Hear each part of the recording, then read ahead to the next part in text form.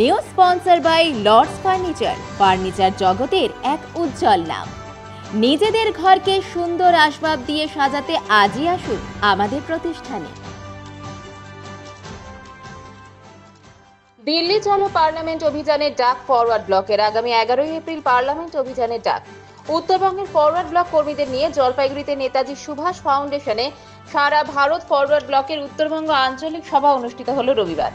সভায় উত্তরবঙ্গের 7 জেলার জেলা সম্পাদক মণ্ডলীর সদস্যরা অংশগ্রহণ করে। সভা শেষে একটি সাংবাদিক সম্মেলনের আয়োজন করা হয়। এপ্রিল থেকে একগুচ্ছ কর্মসূচি নিয়ে বিধানসভা ভোটের প্রস্তুতি শুরু করে দিল ফরওয়ার্ড ব্লক।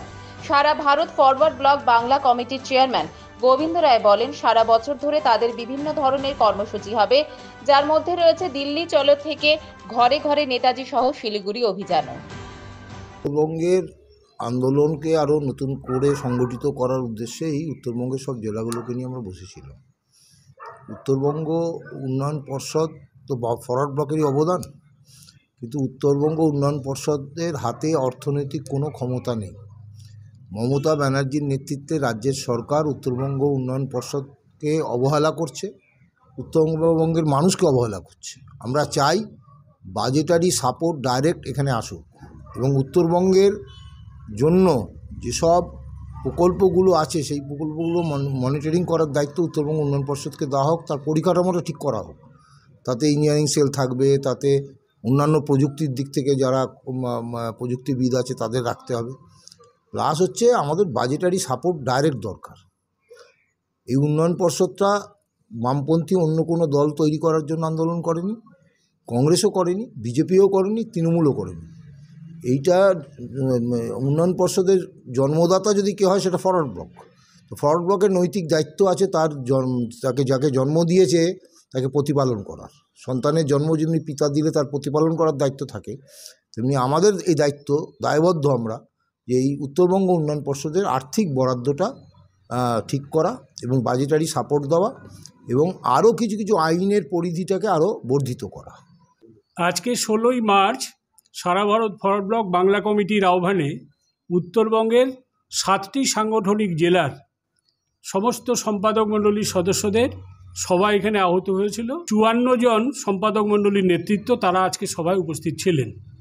এই সভায় দীর্ঘ আলোচনার মধ্য দিয়ে সিদ্ধান্ত হয়েছে যে আগামী কয়েক মাস আমাদের লাগাতার কর্মসূচি, যেমন 11 এপ্রিল দিল্লি অভিযান, সেই উপলক্ষে 22 থেকে 25 মার্চ এলাকা এলাকা আমাদের প্রচার অভিযান।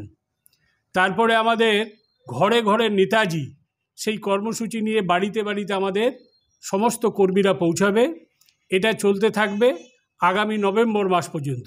নভেম্বর মাসে আমাদের শিলিগুড়িতে উত্তর কন্যাকে সামনে রেখে, তিস্তা ভবনকে সামনে রেখে, সেচ ব্যবস্থার জন্য যে তিস্তা ভবন, একে অভিযান করে আমরা ডাক দিয়েছি 21 নভেম্বর শিলিগুড়ি চলো। তার প্রচার গোটা উত্তরবঙ্গ জুড়ে সংগঠিত হবে। এই আন্দোলনের কর্মসূচিগুলো আজকের সভায় গৃহীত হয়েছে। আমরা আশাবাদী এই আন্দোলনের মাধ্যমেই নির্বাচনী প্রচারের কাজ এগিয়ে নিয়ে যাব। তৃণমূল এবং বিজেপি খালি হিন্দু আর মুসলমান করে মানুষের স্বার্থকেই অবজ্ঞা করে চলেছে। এখানে বেকারদের কাজ নেই, এখানে কৃষকের ফসলের দাম নেই, আলু চাষিদের হাহাকার, সীমান্তের নাগরিকদের হাহাকার, কোনো দিকে তাদের নজর নেই। আমরা ফরওয়ার্ড ব্লক মানুষের এই আন্দোলনগুলোকে নিয়ে মাঠে ময়দানে নামছি।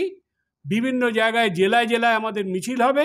শিলিগুড়িতে 21 নভেম্বর আমাদের মহা মিছিল সংগঠিত হবে। জলপাইগুড়ি মার্চেন্ট রোড আরবি দে কমপ্লেক্স সুবর্ণা। এখানে আপনারা পেয়ে যাবেন রকমারি গিফটের সম্ভার।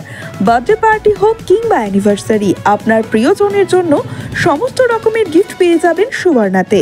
36 বছরের পুরনো প্রতিষ্ঠান জলপাইগুড়ি মার্চেন্ট রোড আরবি দে কমপ্লেক্স সুবর্ণা। আজই চলে আসুন সকলের প্রিয় প্রতিষ্ঠান জলপাইগুড়ি সুবর্ণা।